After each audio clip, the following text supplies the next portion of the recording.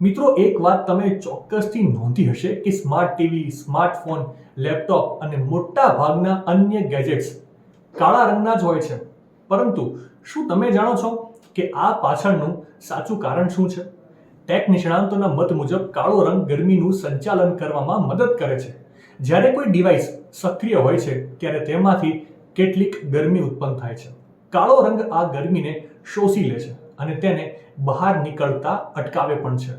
Tech નિષ્ણાંતોનું માનવું છે કે ઇલેક્ટ્રિક ગેજેટ્સમાં વપરાતા સેમિકન્ડક્ટર પ્રકાશ સંવેદનશીલ હોય છે. વધુ પડતો પ્રકાશ તેમને નુકસાન પહોંચાડી શકે છે. તેથી કાળો રંગ ડિવાઇસના આંતરિક ભાગોને સુરક્ષિત રાખે છે. બીજું કારણ એવું પણ માનવામાં આવે છે કે કાળો રંગ ઇમર્સિવ માનવામાં આવે છે. તેથી જ જો તમે જોશો કે સ્માર્ટ ટીવી અને મોનિટર પર મોટા ભાગના ડિસ્પ્લે કાળા હોય છે.